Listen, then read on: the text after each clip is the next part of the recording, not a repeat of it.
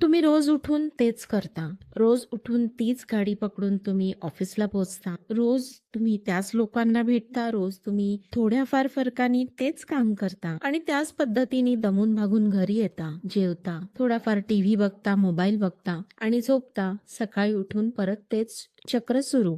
फार फार तर एखादा रविवार मध्ये मोकळा असतो, पण रविवारचं रुटीन सुद्धा सेमच असतं. आणि हो, यामध्ये तुम्ही स्वप्न मात्र मोठी मोठी बघता. तुम्हाला बरंच काही करायचं असतं, पण मग रोजच्या या रुटीन मध्ये वेळ कुठे असतो ही कारणं स्वतःला देता आणि फ्रस्ट्रेट होत राहत. तर आपल्याला जर या ऑटो पायलट मोड मधून म्हणजेच ऑटोमॅटिकली होणाऱ्या या रुटीन मधून जर बाहेर पडायचं असेल आणि खरंच आयुष्यामध्ये काही मिळवायचं असेल, तर आपला हा मोड बदलावा लागेल. आपलं हे रिपीटेड पॅटर्न जे आहे ते ब्रेक करावं लागेल. आजच्या व्हिडिओमध्ये आपण हा रिपीटेड पॅटर्न ब्रेक करण्यासाठी कोणत्या 5 गोष्टी आपल्याला सकाळी करायच्या आहेत हे बघणार आहोत. सकाळी उठतानाच का करायचं आहे त्यामागेही न्यूरोसायन्स आहे. सकाळी जेव्हा आपण उठत असतो त्यावेळेस आपण थेटा स्टेट मध्ये असतो. ही स्टेट म्हणजे हिप्नोसिस सारखी स्टेट असते, जेव्हा आपला मेंदू हा जास्तीत जास्त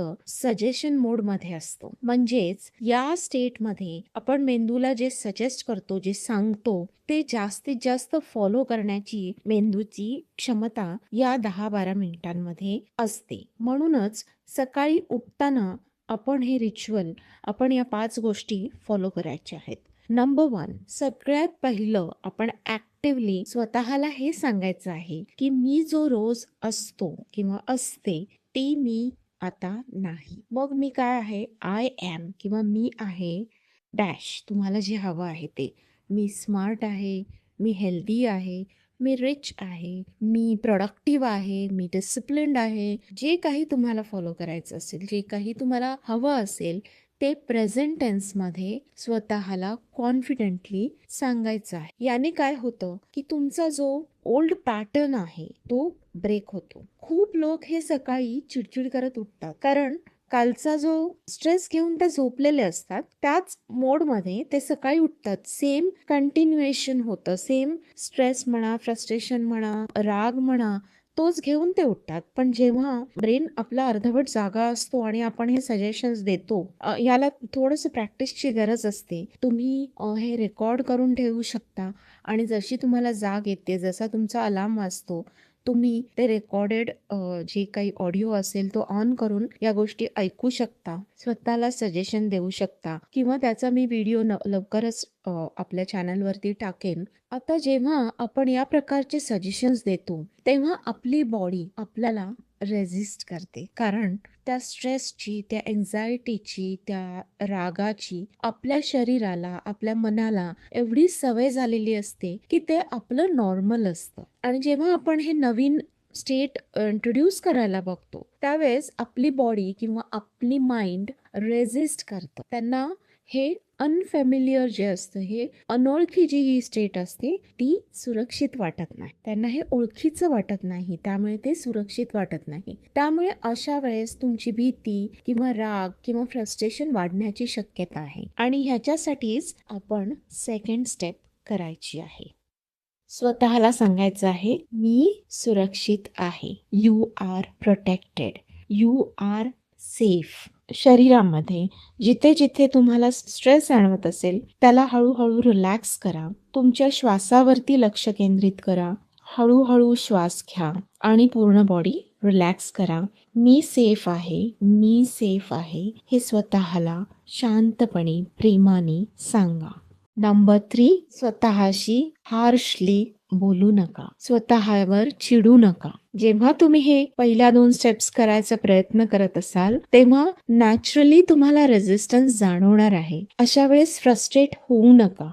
यामागची सायकोलॉजी लक्षात घ्या. आपण स्वतःशी बऱ्याचदा त्याच पद्धतीने बोलतो जसे आपल्याला आपल्या लहानपणी आपल्या पेरेंट्सनी वागवलेलं असतं. त्यांच्या कळत नकळत या गोष्टी घडलेल्या असतात. आपल्याला कोणालाही ब्लेम करायचं नाहीये, पण जर तुम्ही तो पॅटर्न ऑब्झर्व केला तर आपण काहीतरी चुकीचं केलं असेल तर आपण ओरडा खाल्लेला असतो आणि तीच गोष्ट आपण स्वतःला करत राहतो. पण आपल्याला हा पॅटर्न ब्रेक करायचा आहे. पॅटर्न ब्रेक करण्यावरून एक गोष्ट मी सांगू इच्छिते. मी एक प्राणिक हीलर आहे आणि कॉर्ड कटिंग स्पेशलिस्ट आहे. बऱ्याचदा हे जुने पॅटर्न्स ब्रेक करणं स्वतःहून शक्य नसतं. त्याच्यासाठी थोडीशी प्रोफेशनल हेल्प लागते आणि यामध्ये मी तुम्हाला हेल्प करू शकते. जर तुम्हाला त्याबद्दल डिटेल्स हवे असतील तर डिस्क्रिप्शन बॉक्समध्ये आणि पिन्ड कमेंटमध्ये नंबर आहे, त्यावरती तुम्ही मला कॉन्टॅक्ट करू शकता. So let us continue. स्वतःशी बोलताना तुम्ही इमॅजिन करा, तुम्ही 5 ते 6 वर्षाचे आहात आणि ते मूल तुमच्या समोर आहे आणि त्या मुलाला किंवा मुलीला तुम्ही शिकवायचा प्रयत्न करत आहात. त्याला तुम्ही प्रेमानेच समजावून सांगाल, बरोबर? तर तुम्ही त्यांच्याशी त्या पद्धतीने बोला, त्या पद्धतीने ट्रीट करा. So third point is speak to yourself with kindness. चौथा पॉइंट आहे, सकाळीच तुम्ही डिसाईड करणार आहात की तुम्ही जे काही आजच्या दिवसात करायचं ठरवलं आहे ते तुम्ही पूर्ण करणार आहात. आता हा पॉइंट तितकासा महत्वाचा नाही वाटला तरी ट्रस्ट मी, ही गोष्ट खूप महत्वाची आहे. आपण काय करतो, आपण परफेक्शनच्या मागे खूप पळतो. आता मला तेवढा वेळ नाहीये, सो मे बी ते मला पूर्ण करता येणार नाही म्हणून मी हे करणार नाही. आत्ता माझ्याकडे या गोष्टी अवेलेबल नाहीत, मग ती गोष्ट माझ्याकडनं परफेक्ट होणार नाही म्हणून मी ते करणार नाही. आत्ता माझा मूड तितकासा चांगला नाही त्याच्यामुळे मला हे जमणार नाही, सो लेट मी सी, मी उद्या करेन. असं करून आपण त्या गोष्टी टाळत असतो. पण जेव्हा तुम्ही हे ठरवता की मी आज ठरवलं आहे आणि आज मी हे करणार आहे, मग ते परफेक्ट नाही झालं तरी चालेल, हे तुम्ही करून बघा. आणि जेव्हा तुम्ही ही सवय लावाल डेफिनेटली त्या गोष्टी घडायला लागतील आणि प्रॅक्टिसनी तुम्ही जेव्हा ती गोष्ट कराल ती परफेक्टच होणार आहे. आणि तुम्ही जेव्हा एखादी गोष्ट कम्प्लीट कराल तेव्हा एंड ऑफ द डे तुम्हाला जे कम्प्लिशनचं सॅटिस्फॅक्शन मिळेल त्यांनी तुम्हाला भरपूर मोटिवेशन मिळणार आहे आणि ओव्हर द डेज हळूहळू तुमची प्रोडक्टिव्हिटी ही नक्कीच वाढणार आहे. नंबर 5, मागच्या पॉइंटमध्ये जसं आपण बघितलं की जे ठरवलं आहे ते करायचंच आहे, पण स्वतःला हे सांगायचं आहे की घाई करायची नाही.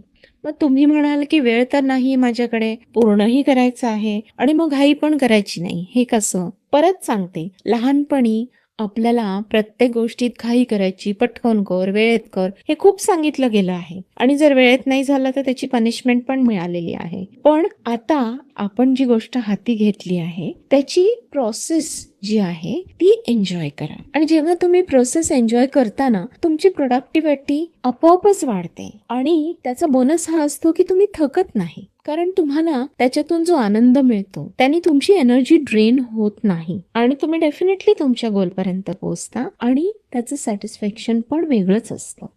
सो फ्रेंड्स, या होत्या 5 गोष्टी ज्या तुम्ही स्वतःला सकाळी उठताना सांगायच्या आहेत. हे रुटीन फॉलो करण्यासाठी सोपं व्हावं म्हणून जर तुम्हाला एक रेडीमेड व्हिडिओ हवा असेल तर कमेंट्स मध्ये येस किंवा हो असं लिहा. व्हिडिओ आवडला असेल तर लाईक करा आणि चॅनलला सबस्क्राईब केलं नसेल तर नक्की करा. Thank you for watching.